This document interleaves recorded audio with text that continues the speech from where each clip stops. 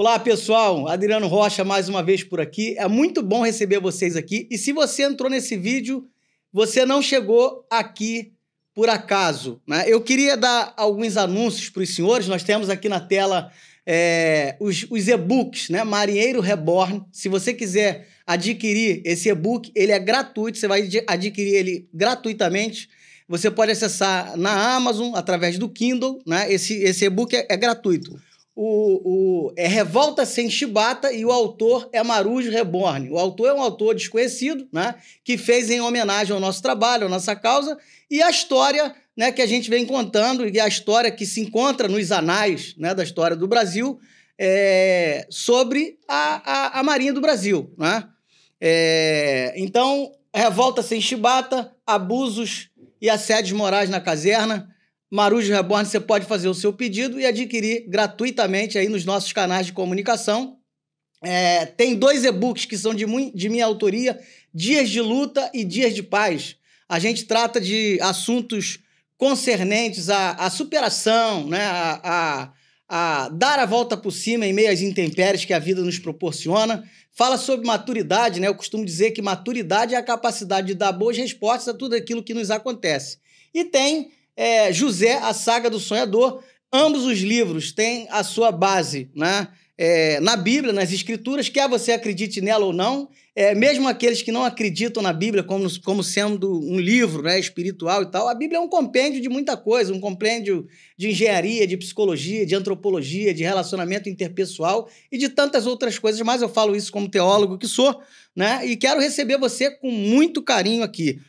Nós estivemos recentemente em Brasília, onde procuramos o comandante da Marinha, o comando da Marinha, não fomos atendidos lá. Tivemos logo em seguida no Ministério da Defesa, buscando abrir um diálogo, né, com aquela autoridade, também não fomos atendidos. Protocolamos requerimentos para um possível atendimento em ambos os órgãos e, tendo em vista o não atendimento, a gente foi buscar socorro, né, junto à ONU. Eu fiz uma manifestação, um protesto. Nem todo mundo entende, mas, na verdade, minha mãe sempre dizia, né, quando eu era pequeno, quem sabe onde o calo aperta é quem está calçando o sapato. Então, eu sei a dimensão da luta, né, que eu estou enfrentando, eu sei a magnitude daquilo que estou enfrentando. Eu recebo diariamente ameaças de forma virtual, às vezes de forma velada e às vezes de forma muito direta, muito objetiva, que eu não sei nem de onde vem, né? Então a gente precisa tomar providências quanto a isso. São muitos os colegas, amigos que falam, cara, tu não tem medo, né? Essas autoridades, algumas delas são perversas, são más, enfim, eu preciso cuidar da minha vida. Mas hoje nós estamos aqui com um convidado extremamente especial. Ele vem de Belém do Pará. Note, senhores, ele rompeu vários estados para chegar aqui no Rio de Janeiro, né? Para contar a sua história. Lindomar Gomes é um fuzileiro reformado, né? Ele tem uma história assim, de cortar o coração de qualquer ser humano, né? Vai haver aquele que vai fazer chacota, sempre tem. Esses são bem-vindos também. Nós somos adeptos a críticas, a sátira, a tudo, né? A gente vive numa liberdade de expressão. Então, eu queria receber aqui, Lindomar Gomes, receber você com muito carinho, te dar as boas-vindas, né? E deixar você contar aí um pouco da sua história. Obrigado, doutor. Obrigado por essa oportunidade aqui de estar com o senhor. E, primeiramente, aqui eu queria, na hora do beijinho que eu falo, né? Mandar um beijo aí pra minha esposa, né? Kelly, pra minha família. E gostaria que o senhor mandasse também um alô aí pro meu filho, Davi Solon. Ele é seu fã, ele falou, pai, mãe, ele dá um alô lá, que é fã do doutor aí. Davi, é um prazer conhecer seu pai. Se Deus quiser, em breve a gente vai tomar um café, quem sabe aí em Belém, aí no Ver o Peso, na área de Belém do Pará, que eu conheço, gosto muito aí do Pará. Um beijo para todos os paraenses. E um abraço grande aí, fraterno, para toda a família do Lindomar, que enfrentou com ele toda essa dinâmica, né? É verdade. Enfim, todos os seus familiares, sua esposa, né? Minha mãe. Um abraço para sua mãe. Margarida, que ela foi a guerreira. Quem mais sofreu com você, com certeza, né? Quase sofreu comigo. E pode ter certeza que tem muitas donas Margaridas, né? Tem muitos filhos, muitos irmãos, muitas pessoas sofrendo por coisas semelhantes ao que o Lindomar passou, ao que eu passei, né? mas a gente venceu. E você que está enfrentando isso, você é militar do Exército, da FAB, da Marinha, sobretudo, das Forças Auxiliares, há esperança. Como eu sempre digo, eu acredito, I believe, eu luto por mudança, acredito que essas mudanças vão acontecer a despeito de tudo e de todos, a despeito das perseguições, das coisas que são engendradas contra mim. Eu vou continuar sendo a voz, eu sei que eu represento a voz de muitos daqueles que são amordaçados. O Lindomar tem a história dele para contar e a gente quer ouvir a sua história, meu irmão. Como o senhor falou, né, eu entrei na Marinha no ano de 1927, sou pertencente à turma 297 de fuzileiros navais da base naval de Valdecange. Eu enfrentei um processo, né, de admissão nessa época, no início de 97, aquele processo comum de fazer exame, fiz os exames médicos todos, fiz o exame intelectual também, fui aprovado em todos os exames. Na minha família não existe nenhum militar até então. Eu fui o primeiro da família, né? E foi uma grande felicidade para minha família. A minha mãe sempre quis, né, que eu fosse para a Marinha. Eu vou falar aqui que não era minha vontade entrar para a Marinha. Minha vontade mesmo foi sempre cursar Direito. Sempre tive essa vontade de cursar Direito. Né?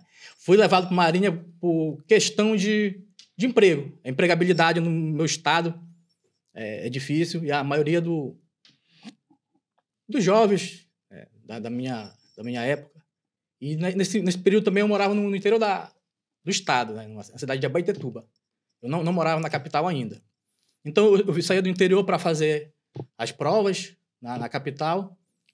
E enfrentei todo o processo normal, de processo físico, natação, corrida, passei por tudo isso. Sem problema nenhum.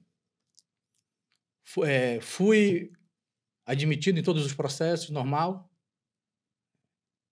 Entrei na escola em junho, 16 de junho de 97, como eu falei, na turma de 297.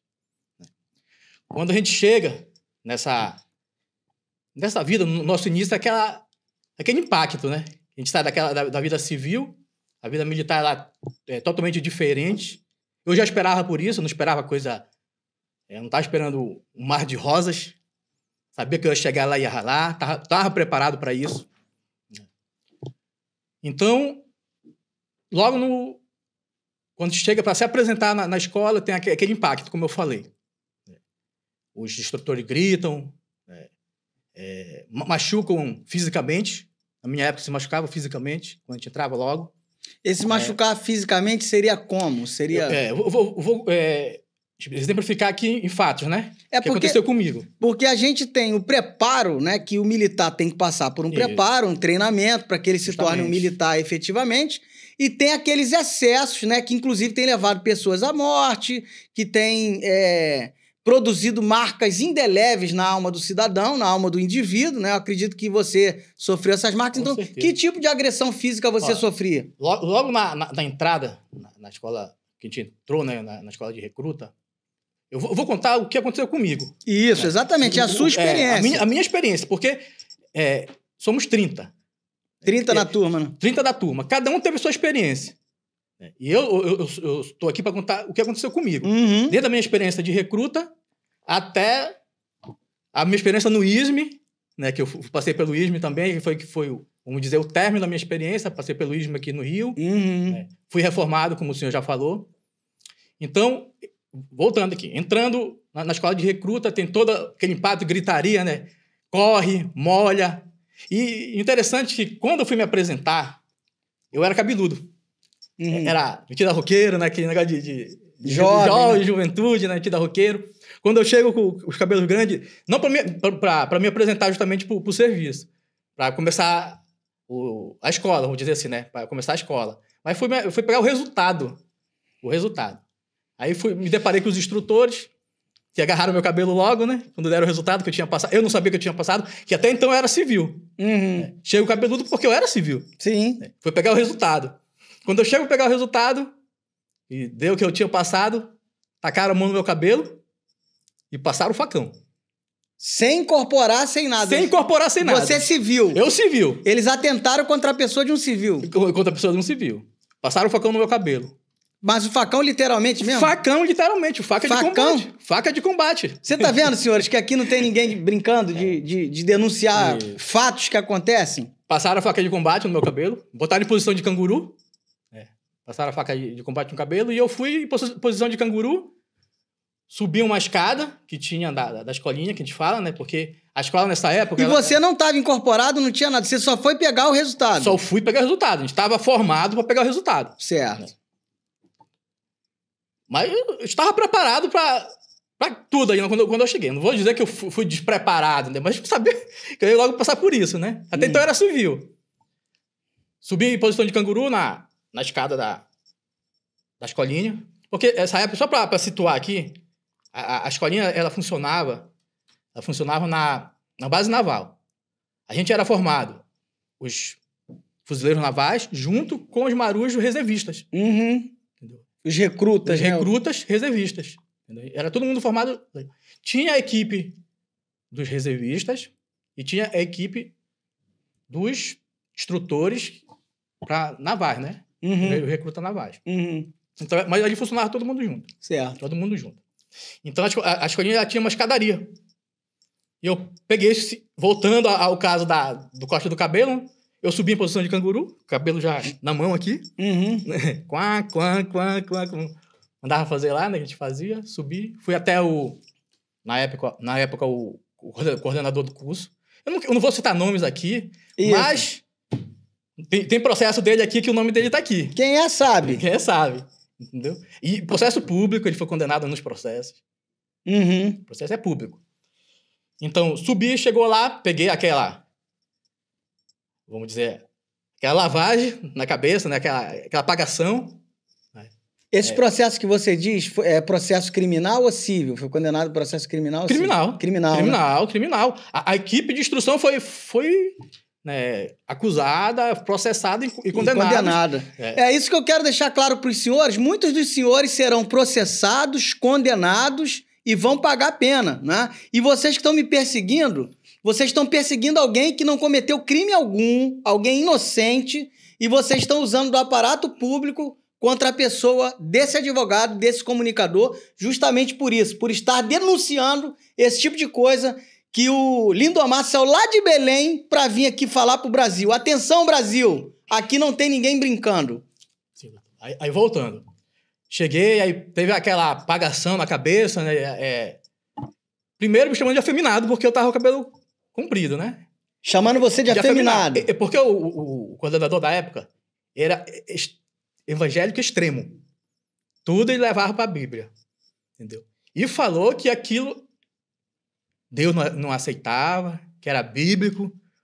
Puxa. A religião, costumo dizer que a religião mata. Em nome de Deus, se estão cometendo abuso, segregação, esse tipo de coisa. E se você fosse um homossexual assumido, o que difere de você do homossexual ou você é heterossexual? Então não há que se falar, aceitar isso, repudiar todo tipo de segregação, todo tipo de tratamento que não seja isonômico, toda segregação por raça, por etnia, por credo, por qualquer coisa, irmão. Então eu me sensibilizo muito com você por isso. Ele chamava de quê? Qual era o termo que ele usava especificamente? Pode usar? Marica, com certeza. Marica. Chamava falar que era marica, que era coisa de maricagem, e puxou o versículo da Bíblia e falou, né?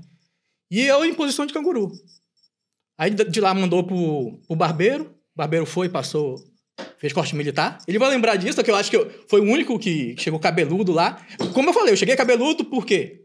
Era um jovem. E eu era civil. Sim, um jovem civil que gostava de rock, que tinha algumas referências. Isso, roqueiro, usava minhas botas. Sempre gostei de preto. Sim. Sempre fui assim. Tá elegante. Obrigado, e isso aqui é mulher, né? Mulher de um grau, isso, né? Um abraço pra senhora.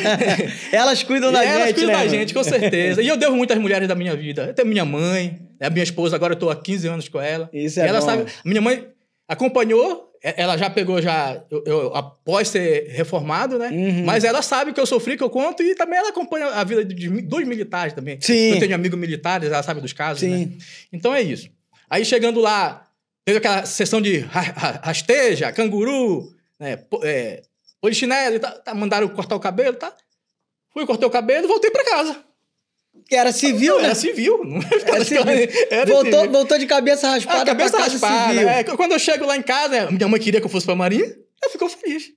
Mas eu já vim com aquele negócio. Meu negócio não vai ser bom, né? Ah, bom. E de lá foi marcado o dia pra gente se apresentar.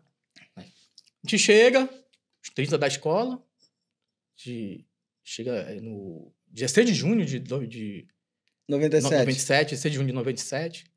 Aí nisso que a gente se apresenta, chega no nosso traje civil, a gente pega aquela sessão de caldo, molha, rasteja, vai pra lama e tudo aquilo, né? Que eu não sou contra isso. Quero deixar bem claro isso, né? Isso é treinamento militar. Contra a formação, hierarquia e disciplina. Eu não sou contra, não. Exatamente. Eu não sou contra manter hierarquia e disciplina.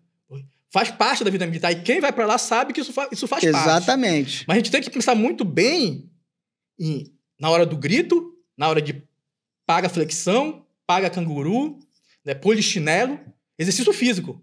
Corre na minha época era quase 3 quilômetros, né, em 12 minutos, nada os 100 metros, normal.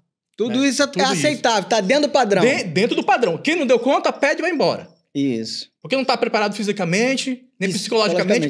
Porque a questão física depende muito da psicológica. Sim. Muito da psicológica. Tá. Até aí tudo bem. Corre, gritaria de instrutor no ouvido, aquele negócio de filme americano, né? Dá até uma vibração pra gente. Bom, uma vibração, a gente é acostumado a assistir filme, né? Vibrando, gritando, o recruta correndo, né? Tá aceitável. Aí, detalhe, na hora de pagar a roupa que a gente fala, a gente tinha um saco azul que eles carregavam nas costas, né? Os antigos sabem disso. Hoje em dia não tem mais disso. Tem, não. Deram o saco azul, eu seguro o saco azul. Aqui, né? Eles vinham e jogavam a roupa dentro do saco. Boot, camuflado e tudo, gandola, pra gente tirar nossa roupa civil e já botar militar. Até então a gente já tava se incorporando, né? Nas fileiras. Eu segurando o saco aqui também, assustado. Tem que entender que somos jovens saindo ali daquela fase de adolescência, né? Quantos anos você tinha nessa época, Lindomar? Tinha 18 anos. 18 anos. A gente a maioria, 18 e 19 anos. Alguns que tinham 20 anos, estavam no limite de 21 anos, que era um limite na época. Você era um dos mais jovens ali que tinha acabado de completar 18. Né? Não, eu já tava caminhando por 19, mas eu tava com 18 na época. Certo. Então, a gente tá saindo dessa fase de adolescência, uma fase adulta. A gente se assusta com as coisas. Eu vim do interior, como eu falei, eu morava na época na cidade de Abaetetuba. Sou natural da cidade de Abaetetuba. Um abraço aí pro pessoal de Abaetetuba, no Pará. Isso, cidade de Abaetetuba, uma cidade muito hospitaleira, né? Tem um festival do Miriti, né? Miriti Fest lá, entendeu? Faz muito tempo que eu não vou lá. Eu tô devendo pros meus amigos lá, visitas, né? Eu sempre falo pela internet, mas tem que entender que eu passei e continuo passando por um momento muito difícil da minha vida. Não cessou ainda. Mas vai passar, irmão. Isso, não cessou ainda. Assim.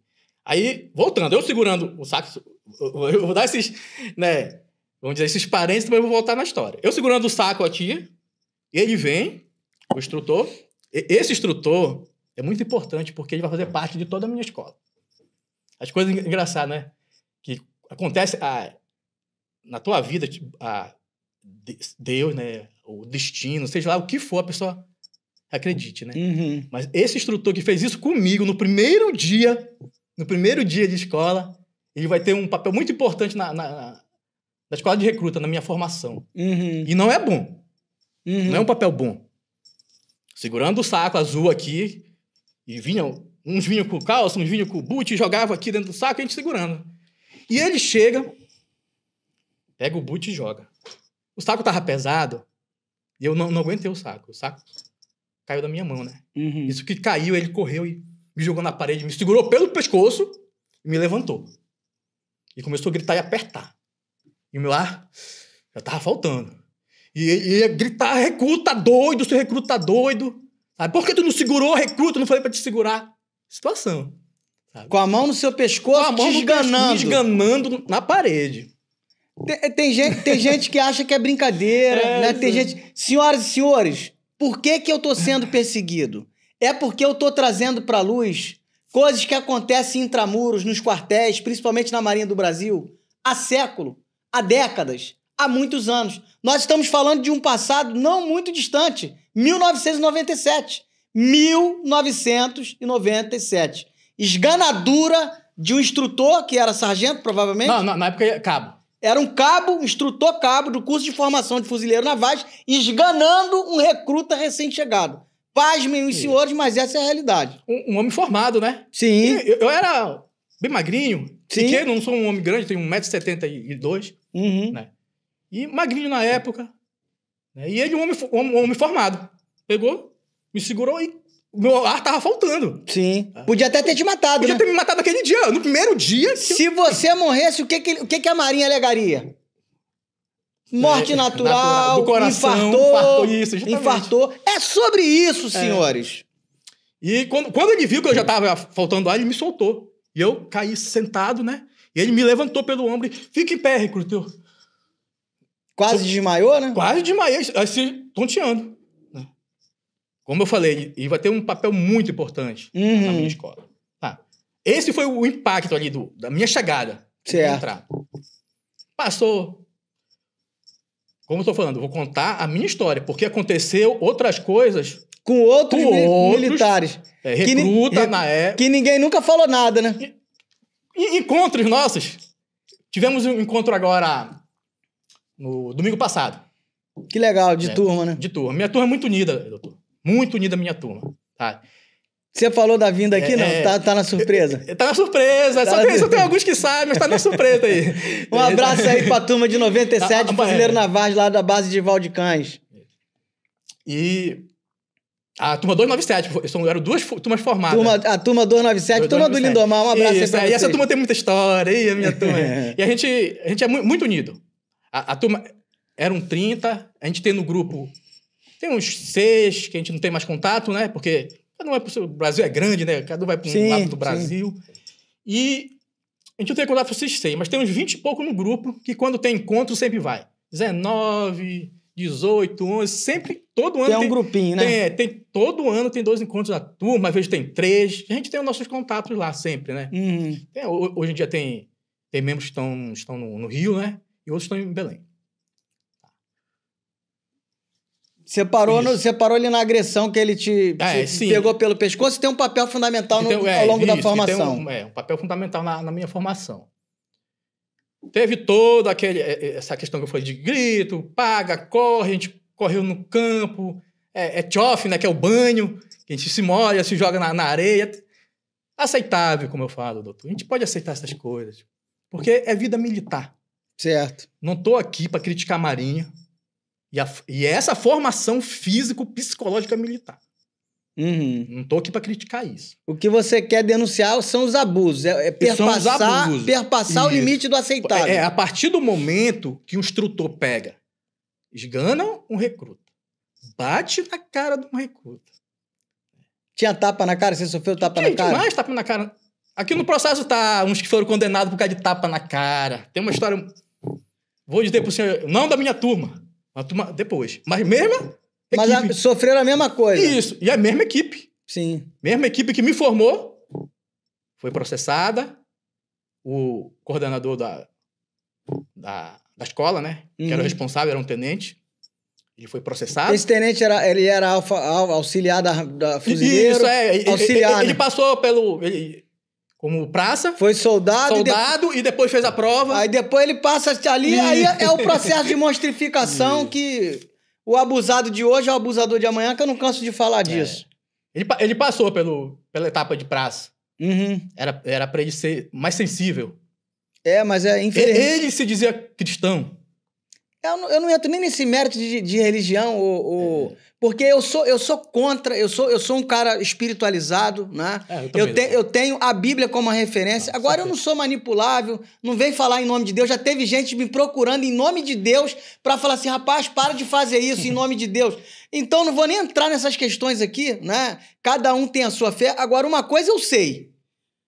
O Deus que eu acredito ama a justiça, ama a equidade e ama a verdade. Justamente. Quando eu venho em busca de justiça, de verdade e de equidade, eu tenho a minha crença, né, de que Deus está nesse negócio.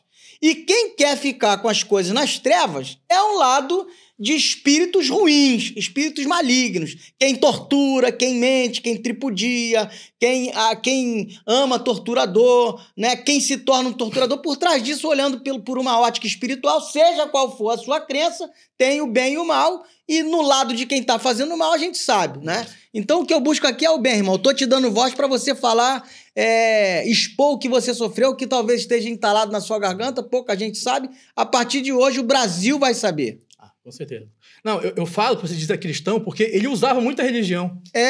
Para maltratar a gente da escola. Em nome da religião fazendo mal. Ele começou, como eu falei, pregando quando cortou meu cabelo. Né? E quando acontecia algo na escola, ele formava toda a escolinha, os recrutas marinheiros e os fuzileiros, e pregava a Bíblia. Entendeu? Eu falo isso porque... A Bíblia dele deve ser diferente da minha. Ou então ele não sabe ler. Na verdade, ele não sabe o que é exegese, o que é hermenêutica, a arte de interpretar um texto. Né? Aí eu falo isso também porque foi um outro impacto que eu tive com essa questão. Que quando a gente chega, que pega os nossos objetos que a gente traz, que eles mandam, né? É um talher articulado. No meu período, a Marinha estava sem... Tá sem dinheiro, né? Sempre teve. Sempre teve sem dinheiro. Toda vez falava, tá sem dinheiro. Não tinha como pagar sapato pra gente. A gente teve que levar sapato de casa. Sim. Sapato tênis. Sapato tênis. E tudo isso a gente levou numa sacola, a gente trouxe no nosso meio civil, né? E quando chega, que eles vão revistar pra ver o que a gente trouxe, ele encontra um santo da Igreja Católica, um santinho com recruta leva. Encontra uma foto da família. E ele pegava e rasgava tudo isso. Pegava a imagem... Eu tenho minha fé. Sim. Né? Outros ali tinham suas fés. Cada um tem sua fé. Então, o católico tem a fé de santo. Sim. Crê lá na Nossa Senhora Aparecida. Isso, justamente. Então, um recruta, que ele vai... Né, um civil que vai entrar pro militar, o meio militar, ele tem que levar alguma coisa que dê força para ele. Ele leva a sua fé para vencer. Para vencer, leva a foto da sua família. E que tem que ser respeitado. Isso, que tem que ser respeitado. E isso não era respeitado. Foi tudo rasgado. Jogado no chão. Desfez da fé do outro. Vocês veem, senhor, que eu falo que a Marinha é uma força segregadora, racista, né? Homofóbica, transfóbica. Aí, agora eu tô vendo que faz acepção de religião. É uma insanidade. Aí alguém vai dizer assim, um fato isolado. Esse é um fato isolado 1525,02. Porque vão vir muitos fatos isolados. Né? E eu falo tudo isso porque, como eu sempre digo, né? Hoje, estou aqui, né, e vivendo pela graça. Pela graça. A gente vai chegar lá, né, doutor? É um trajeto distante aqui, né? Pelo que você me falou, você poderia estar morto hoje. Não? Poderia estar morto. Poderia estar morto. Poderia estar morto. Você acredita que, graças a um poder maior... Poder maior... Você está vivo, né? Isso. E eu estou aqui, e decidi vir aqui com o senhor, né, e trazer isso para o Brasil, conhecer isso. Por quê? Porque eu acredito que foi me dada uma missão também. Uma missão porque eu estou vivo. Uhum. Não aceitei por muito tempo. Uhum. Isso. E estou aqui para contar tudo o que aconteceu, toda a história que me trouxe aqui. Então, voltando, doutor, aí eu estava na escola de recruta, né? A questão religiosa que não era respeitada de ninguém. Tá? Se o senhor me permite, eu quero de novo ainda... tá nesse assunto da questão religiosa, porque são coisas que me marcaram muito. Pode falar, fica à vontade, irmão. Aqui porque, você tem voz, aqui você é livre. Eu vou me sentir na liberdade agora de contar um caso que aconteceu, uma história que não foi comigo. Mas aquilo trouxe um exemplo de força, né, e de hombridade. Um recruta homem. Mais homem do que ele. Do que o coordenador da escola. Do que o coordenador. O tenente. Isso mexe com o meu brilho humano. E se alguém quiser saber o nome dele, eu tenho processo em envio. Só não vou falar o nome dele. O processo é público. O processo é público. A gente pode ver, pode publicizar. Isso, com certeza. Deixa com a gente. como eu falei, era escola de marinheiros e fuzileiros, né? Uhum. Tem a religião, acho que é Testemunho de Jeová, né? Sim. Que no sábado não pode trabalhar, não pode... Eu não sei se eles são sabatistas, não sei que eles não podem doar sangue. Não pode doar... Tem algumas mas na época era. Eles eram sabatistas, né? Isso, era porque aconteceu uma coisa que me marcou muito. Uhum. Nessa turma de marinheiros, tinha um que tinha a sua fé. Sim. Que tinha essa fé, né? E ele foi escalado para dar serviço no sábado. Uhum. Como recruta. Não foi. Explicou, falou que era uma questão religiosa dele e tal. Só pra você ter uma ideia, hoje, concurso, eles fazem pergunta: você é a religião que é sabatista? Se sim, geralmente eles marcam a prova pro domingo, ou aquela pessoa do sabatista, ele fica guardado num lugar, lá em repouso e tal, e ele faz a prova outro dia. As leis garantem isso, entendeu? Só que eu não sei como é que tá hoje na Marinha isso aí. É um assunto que você tá trazendo à tona aí que é importante a gente pensar. Direitos humanos, né? Direitos humanos, exatamente isso. E é primordial, né? A espiritualidade da pessoa. Sim, com certeza. Voltando a esse fato, não aconteceu comigo, né? Mas eu presenciei. E conversei com ele, com o recruta. Ele não vai dar o serviço no sábado. Aí o tenente não liberou ele do sábado. Uhum. E avisou que no próximo sábado ele ia estar de serviço. De novo. Não foi dar serviço. De novo. Mandou prender o recruta. Uma outra covardia muito grande que ainda existe nas Forças Armadas. E essa prisão, ela teve um processo de julgamento? Não. Prendeu e pronto. Prendeu, cela. Como é que chama? O Bailéu, né? Bailéu. O pai recruta. Ficou quantos dias ele ficou preso lá, tu lembra? Não? Ficou mais de semana preso. Mais de uma semana, uns 10 dias, né? Ficou, com certeza pegou 10 dias. Até porque ele foi desligado depois. Foi embora, mandado embora, né? Foi mandado embora. Sinceramente, eu não sei se isso é correto. O recruta ficar 10 dias preso assim, né? Não sei. Mas na minha época eu não entendia de nada. Mas hoje não tem... Por que estão tentando tirar uma audiência que eu postei lá? Eu postei uma audiência disciplinar, o Brasil nunca tinha visto uma audiência disciplinar na Marinha. Aquilo ali, aquela audiência ali, cheia de vício, cheia de excessos, cheia de um monte de coisa, com o comandante, a estrutura da assessoria jurídica ali da Base Naval do Rio de Janeiro, aquilo ali acontecendo, note os senhores, tá sendo filmado e todo mundo tá sabendo. Agora você imagina quando nunca se filmou. Isso é um caso que jamais aconteceu, né? Salvo engano, aconteceu com o Thiago lá em Manaus, né? Acho que foi o primeiro caso disso aí, mas o comandante não aparece na filmagem, né? E aí a gente sabe de casos de bater na mesa, de botar dedo em cara, de xingar e de fazer isso, inclusive, com o advogado. E é por isso que esse advogado, dentro de organização militar, vai se proteger, né? Se me proibirem de filmar, de qualquer coisa, vai eu e mais 10 pessoas, porque eu não vou me submeter a correr risco. Porque eles podem me agredir lá dentro, falar que eu me exaltei, falar o que quiser. Como que eu vou provar isso? Como que eu vou provar? Veja o que esse cidadão está falando aqui. São coisas gravíssimas, né? E a Marinha sabe disso, quer esconder isso, mas nós vamos pôr na mesa as cartas e o Brasil vai saber. Aí, voltando ao fato, né? Então, ele preso, eu me sensibilizei. Sim. Sensibilizei. Eu fui. Levava uma fruta para ele, porque a cela ficava... Existia o prédio da escola, as salas de aula, né? De um lado e de outro, e no finzinho era a cela. Era a cela. Não só eu, outros iam, levavam uma fruta para ele, né? Conversar com ele, e eu tive a oportunidade de estar de serviço à noite e passar lá e conversar com ele. E ele pega e me fala da religião dele. Eu respeito todas as religiões. Respeito. Todas. Já passei pelo catolicismo, né? Já fui protestante, evangélico, né? Já passei também. Conheço algumas religiões. Algumas religiões. Conheço, entendeu? E respeito todas. Perfeito. Hoje em dia, como você fala, eu sou espiritualizado também. Né?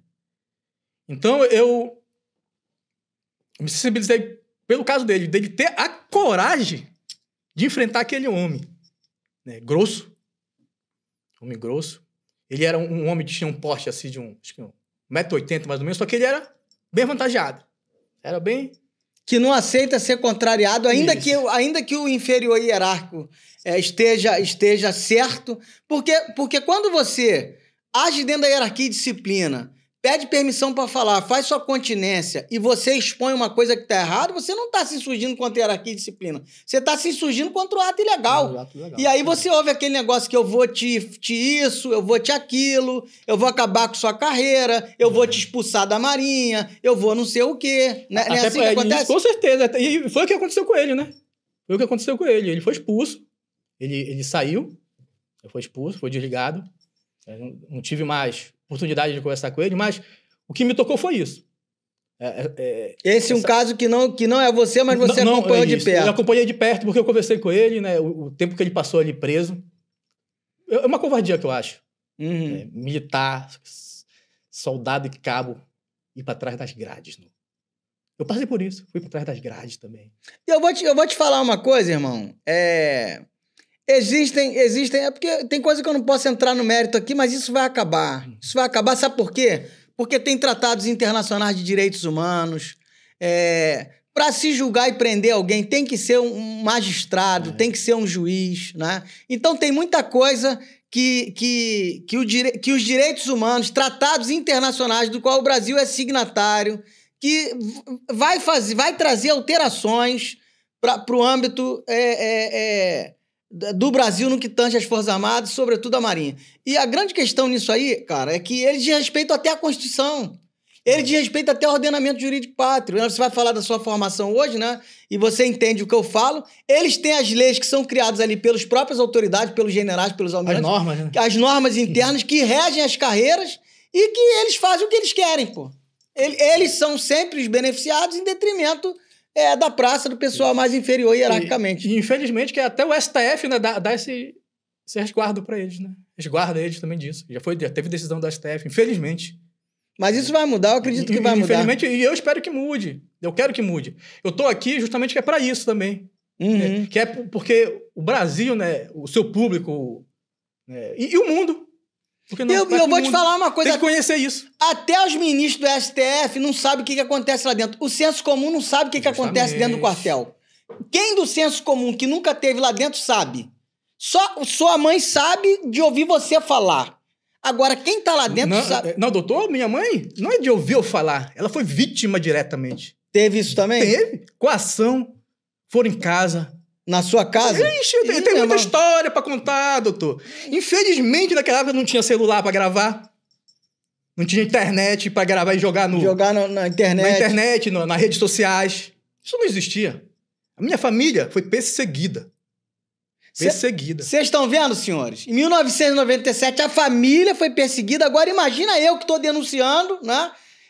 E que tenho, de certa forma, as minhas prerrogativas, sou um advogado, sou um comunicador, meu papel é comunicar, meu papel é lutar contra a injustiça, né? É denunciar a injustiça. Então, imagina, senhores, se eu estou sendo perseguido, se eu estou sendo... Agora, você imagina uma família há quase 30 anos, né? Mas... Isso entrando no ano 2000, 99 para 2000, né? Isso, pois é. Meu irmão, larga o aço, fala o que você tem para falar. Sim, aí voltando. Eu passei agora pela questão religiosa, não foi? Da escola, que me marcou muito. Eu vou tentar trazer um apanhado da minha formação de recruta, quando te forma como soldado, fuzileiro, que a gente vai servir, dá aquele serviço um por um. Quando também, eu não estou aqui para dizer que eu era santo, mas eu vou falar o que foi que aconteceu para eu chegar, não ser santo, como eu estou dizendo, né? Para eu não me revoltar. Porque naquela época eu me revoltei contra o sistema do jeito que o sistema me ensinou a ser revoltado. Na violência. No tapa na cara, no grito. Foi assim que me ensinaram lá. Foi assim que eu fui formado. Hoje em dia eu mudei. Hoje em dia, graças a Deus... Em alguns momentos, você se viu desconstruído como pessoa. Com certeza, todos acontecem isso lá. A força te desconstruiu. Com certeza. E eu falo isso direto aqui, irmão. Tem Todo mundo passa por isso. Muito ser humano desconstruído dentro da força, muito. Principalmente oficiais que passam pelo colégio naval, escola naval. Ali é um processo de desconstrução do ser. A humanidade vai embora, a empatia vai embora, o carisma vai embora, qualquer tipo de amor vai embora e o cara vira uma espécie de monstro. Não são todos, porque alguns acabam tendo uma blindagem por alguma razão. Mas a grande maioria, né? Eu costumo dizer que 90% se desconstrói e fica esse caos aí que a gente vive hoje. Com certeza. E voltando para a escola de recruta. Como eu falei, o instrutor que me sufocou, sim, que me enganou, uhum, me jogou no chão, ele vai ter um papel muito importante na minha formação pelo seguinte. Existiu ali instrutores, cabos, sargento e o tenente, que era o coordenador da escola. Certo. No nosso período, a gente ficava em regime de internato. A gente ficou ali... A minha escola era para durar 3 meses. Durou quase 4. Chegando aos 4 meses. Teve um atraso da formatura. Então, a gente ficava 2 meses sem sair e o restante a gente saía no fim de semana. Uhum. Então, a nossa família ia nos visitar no fim de semana. Uhum. Chegava no domingo para fazer a visita, né? Levar ali uma merenda, a gente confraternizava, um biscoitinho, de um bolo, né? Ali, aqueles colegas que eram de outros estados, a gente acolhia, levava para nossa família também, para não ficar sozinho também, né? Uhum. Era um momento muito importante. E trouxe esse laço, né? Essa irmandade que a gente tem. Né? Me afastei por um período deles, justamente porque eu estava me recuperando. O que eu passei 3, 4, 5 anos lá dentro, tô levando 20 anos para me recuperar. Irmão, eu me sensibilizo com você, me solidarizo. E até agora eu não me sinto totalmente recuperado ainda. Sim, mas você vai se recuperar. Porque a gente traz essa carga toda. Traz as marcas, né? Traz as marcas da violência, do ódio. Não só o ódio deles, né? O ódio que eles emanam pra cima da gente ali. Entendeu? Mas o ódio que a gente sente também, a gente traz essa força negativa dentro da gente. E acompanha a gente. A gente tem que fazer uma lavagem espiritual. Uma limpeza, né? Pra ver que se sai esse é o único caminho da cura. E esse trabalho que eu venho fazendo. Me afastei de amigos também. Hoje em dia eu sou um homem de família. Meu filho, minha esposa, a gente mora no bairro do Guamá, em Belém do Pará, né? A minha família de parte de mães, irmãs, moram tudo no interior. No interior, Barcarena, Abaetetuba. Tá? E eu moro na capital. Então, como eu disse, vou voltar à questão do instrutor, né? Esse instrutor, ele era um grande assediador de irmã de recruta. Ou seja, o cara era um assediador sexual, um imoral, né? Justamente. Eu assistindo o senhor aqui, com as suas denúncias de assédio sexual, né, das violências psicológicas, físicas, quando eu vejo as suas denúncias, eu falo, cara, isso aconteceu tudo comigo. Eu não tive violência sexual. O assédio não foi a minha pessoa. Mas foi com gente da sua família. Da minha família. Assediaram suas parentes mulheres. Não. Tinha intenção. Tinha intenção. Ele fazia o seguinte, voltando a ele. Eu já sabia da fama dele de outras escolas.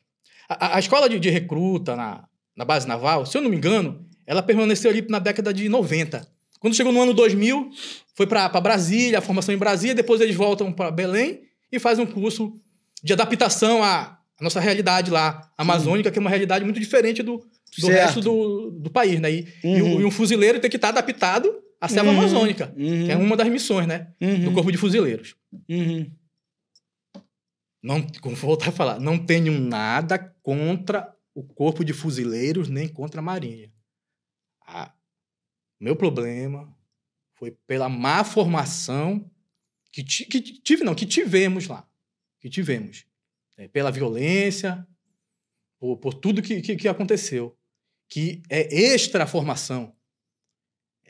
Não é a formação físico-psicológica do militar.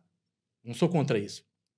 Então, voltando à questão do instrutor.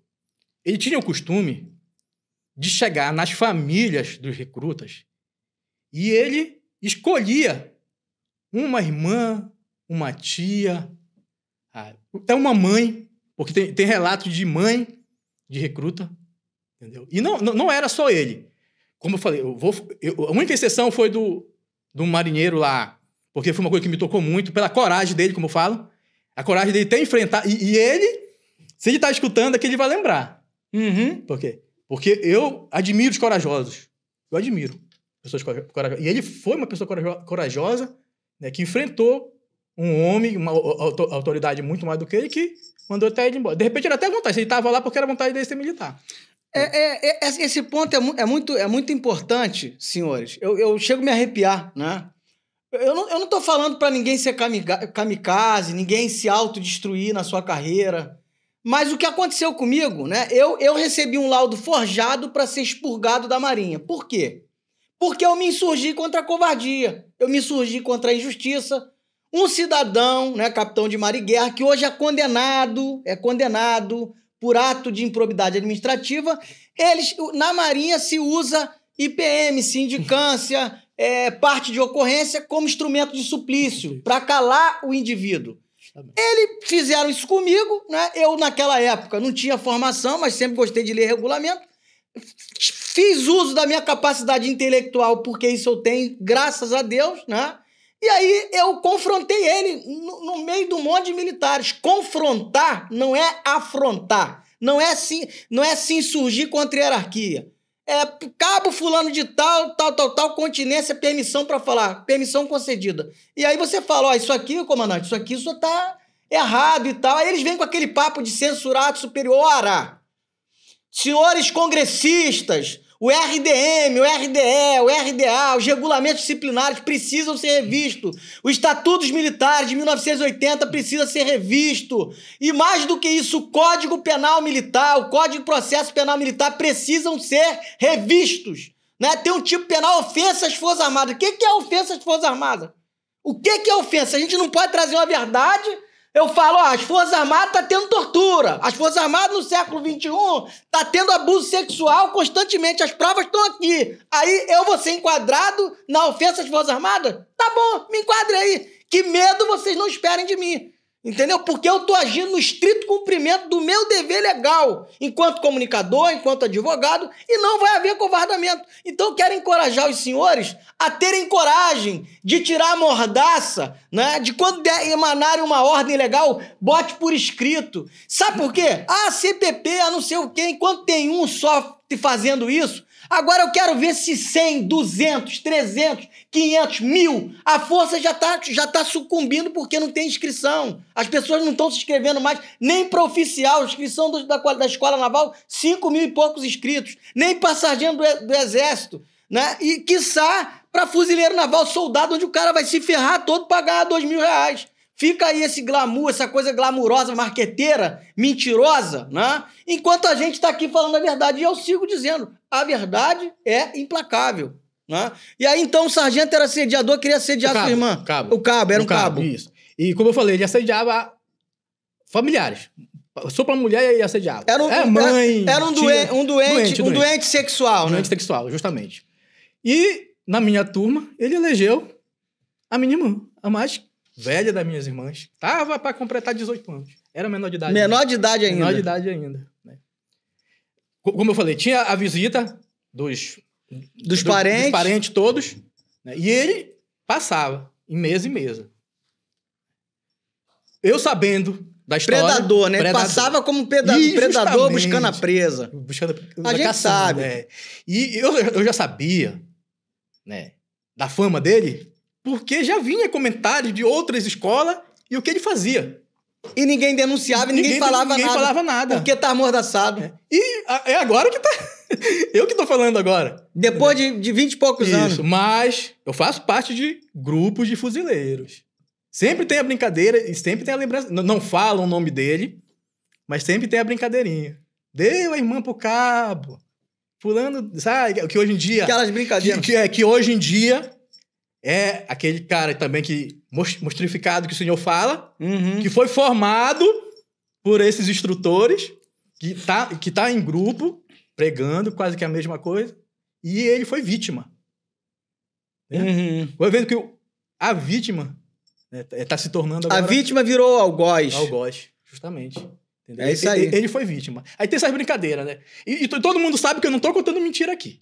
A gente sabe. Fuzileiro, que é fuzileiro, formado dessa época década de 90, antes de ir pra Brasília. Mas até hoje tá assim, você tá fora há muito tempo. Não, eu tô aqui justamente por isso, porque eu assistindo o senhor, que eu não conhecia até então... Como é que você chegou até mim? Você quer saber mesmo?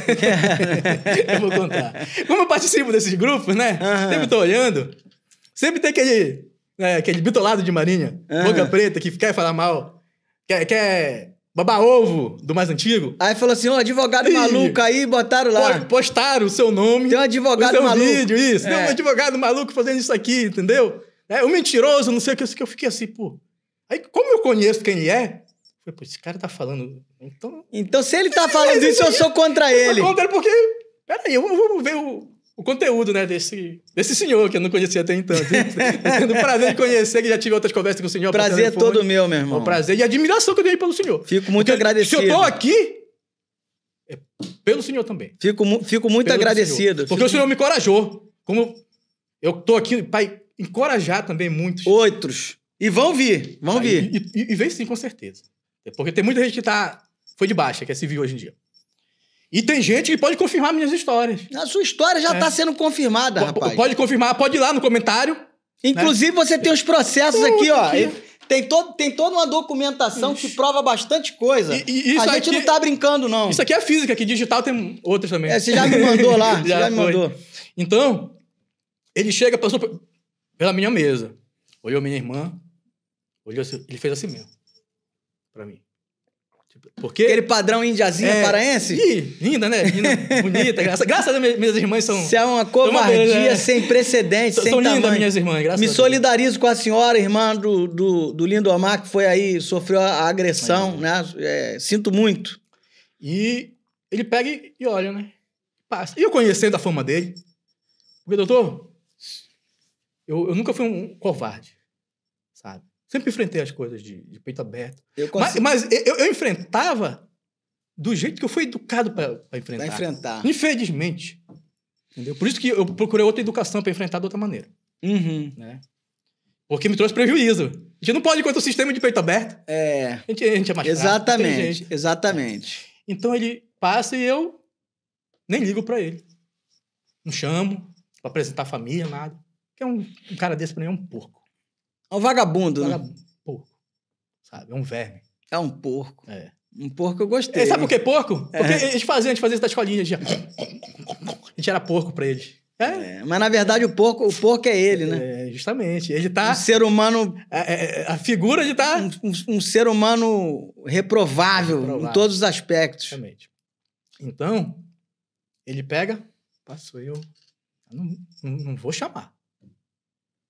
Terminou a visita, eu já sabia que eu ia pagar alguma coisa, né? Mas corpo de fuzileiros é um corpo. Não paga só um, paga todo mundo junto. Né? Ele forma, ele recruta e começa. Tem muito recruta aqui mal educado, que o instrutor passa perto dele, ele nem chama para apresentar para a família. Aí passando, né? No bobo, queria apresentar sua família, sua mãe. Nunca na minha vida. Aí ele passa, né? Tipo, fazendo a revista na tropa, né? Ele passa por perto, aí passa pertinho de mim.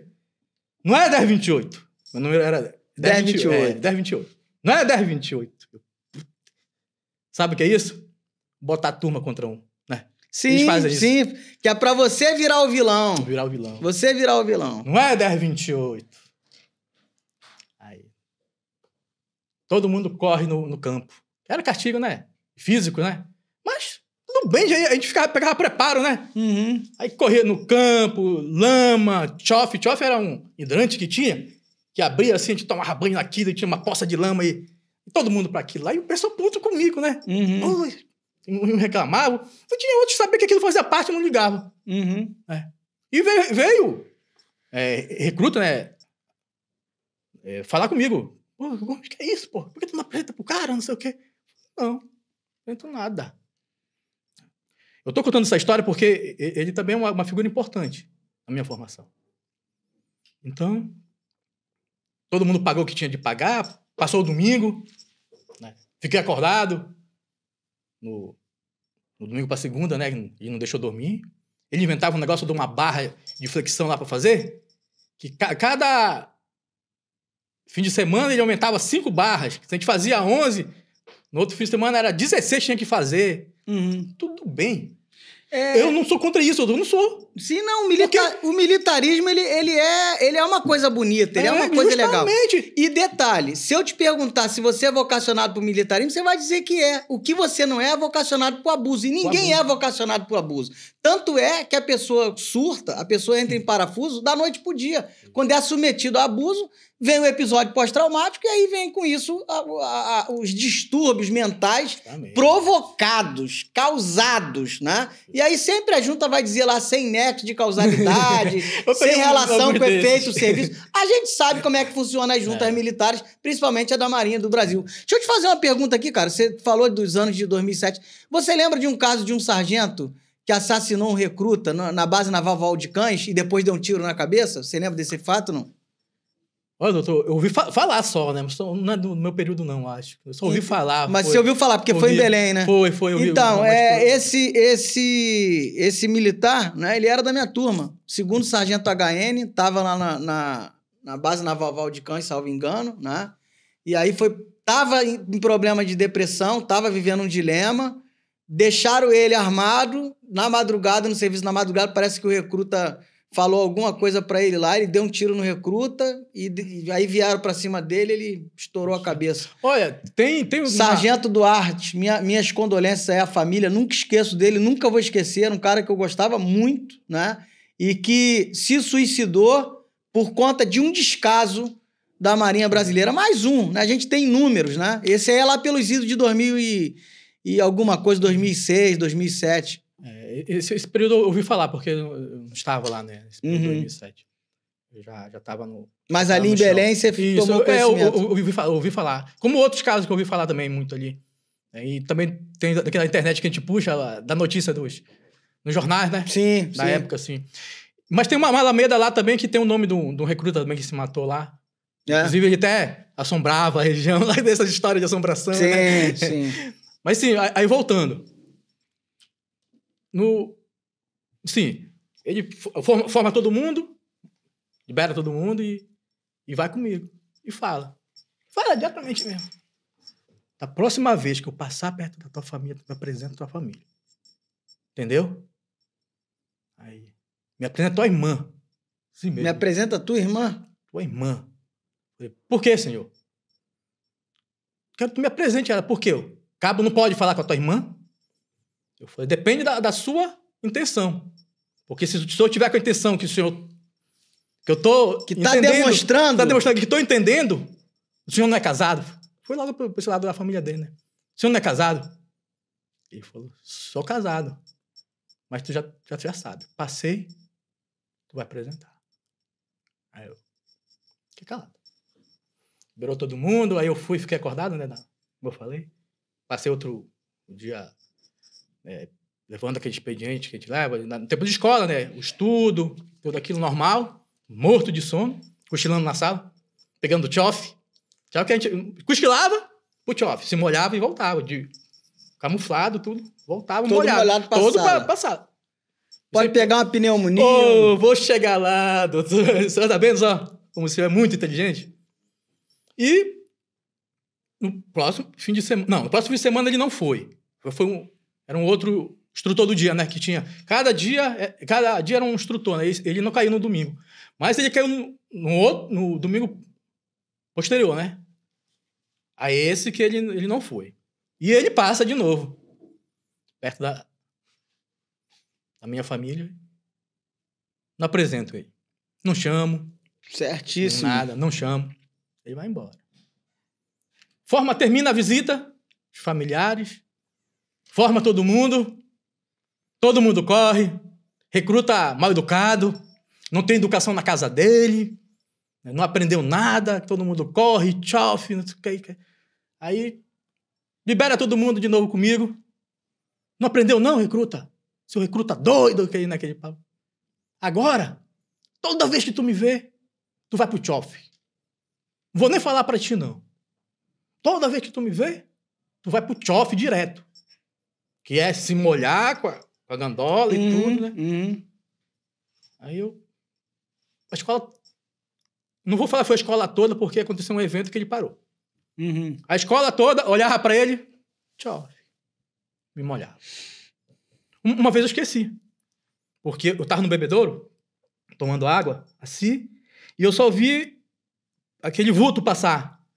Passou o vulto, eu já sabia que era antigo, né? E sabe que no quartel, soldado recruta tem medo do antigo. Se vê um antigo, logo se esconde, né? Então, quando eu vi aquilo, só que não sabia que era ele. Quando eu faço assim, ele vem e me deu um tapa. A minha cabeça foi no bebedouro. Bum! Eu não falei que tu era pra tu me ver ir pro tchof? Pro tchof! Doutor, que sabe, vai ver aquela raiva, aquele ódio. Mas ficou bem aqui. Eu fui pro tchof. Pego. Sabe, eu fico emocionado quando eu falo essas coisas, porque que eu sofri lá dentro, muita coisa da minha mãe não sabe. Outras sabem que eu passo a minha família e eu falo que eu sofri. E antes de eu vir pra cá, contar tudo que eu tô contando aqui, eu chamei o meu filho, que tem 11 anos de idade, chamei a minha filha, desculpa, Nária Cristina, esqueci que eu tenho de ter falado, né, que eu tenho uma outra filha também, Nária Cristina. Tem um casal. E tenho um casal de filhos. Deus abençoe você, Nária. E ela tem um filhinho, também tem um neto. Ah, que legal. O neto é o... Isso é do relacionamento anterior? Isso, é do relacionamento anterior, que é uma história muito importante da minha vida. A dona Nária Cristina. Então você é vovô. Eu sou vovô. Graças a Deus. Parabéns. Eu tenho uma família abençoada. Por tudo isso que eu passei, sabe? Eu tive um prêmio. Que minha família é muito abençoada. E unida. Entendeu? Sou pai, avô, marido. Tô 15 anos com a minha esposa. Entendeu? Sabe muito do que eu passei porque eu conto. E a família confirma. Voltando. O tchof. Passei quase 2 meses.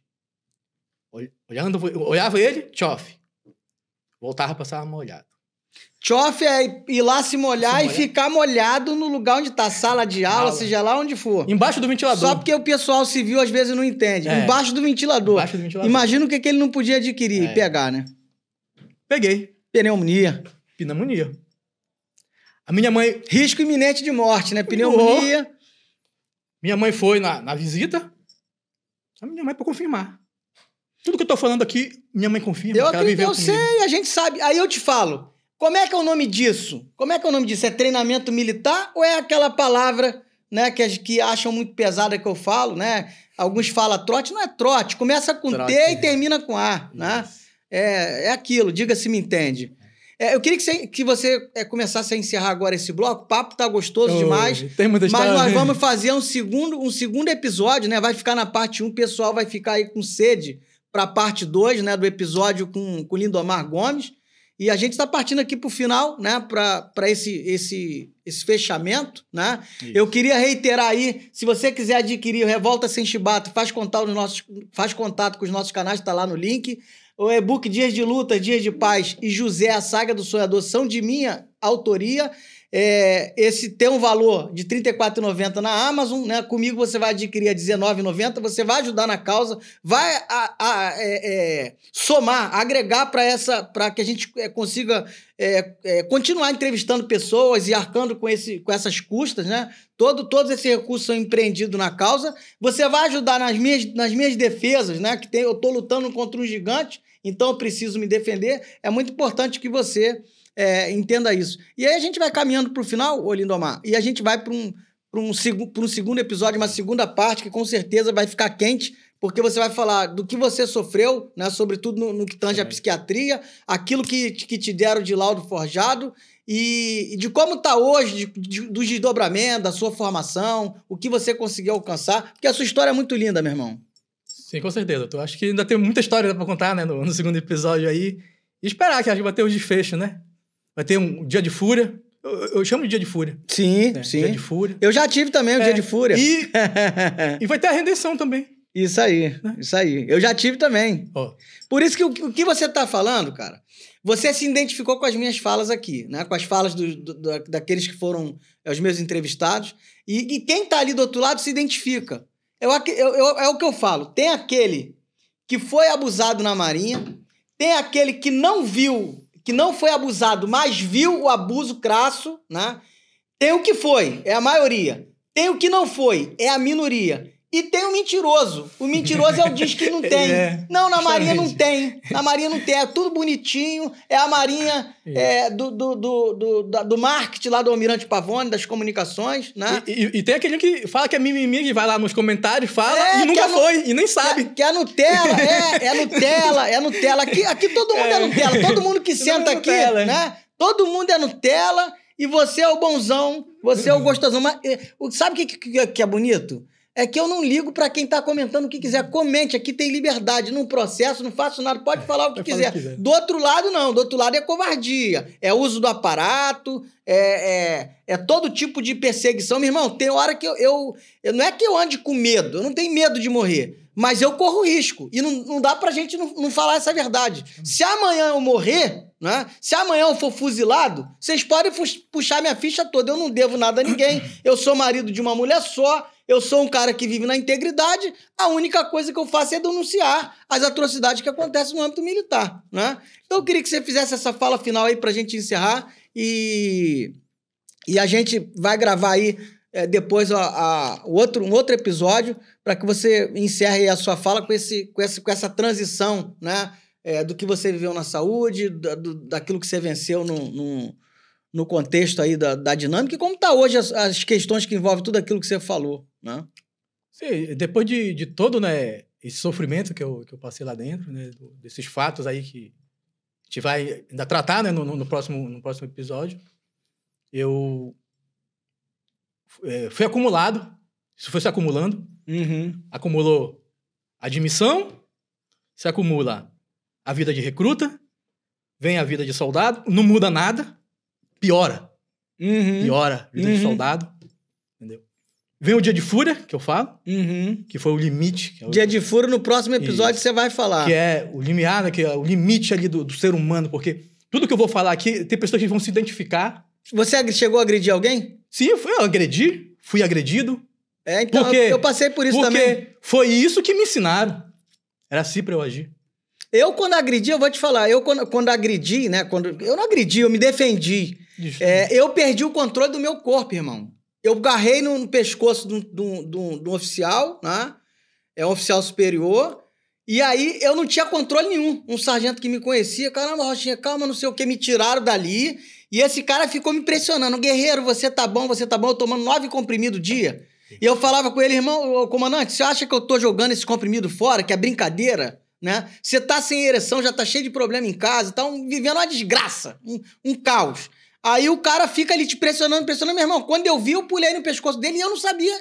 Eu sabia o que eu tava fazendo, mas não tinha controle. Era como, eu vou te dizer friamente, se eu tivesse uma arma, uma faca, eu descarregava nele e depois a psiquiatria dizer o que é aquele fenômeno, porque eu não tinha controle do meu corpo. A minha mente estava sabendo o que estava acontecendo, mas eu não tinha. Aí me levaram para a enfermaria, meteram uma ampola de diazepam toda. O cara falou assim, você vai dormir aqui e tal, e empurrou a ampola de diazepam toda na minha veia e eu aceso como nunca. Isso. Explica isso, irmão.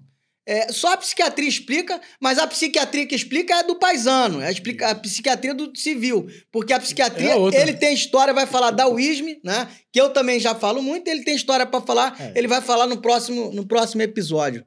Com certeza, como eu falei, né, eu vou falar, o doutor também falou aqui, vou falar do UISM.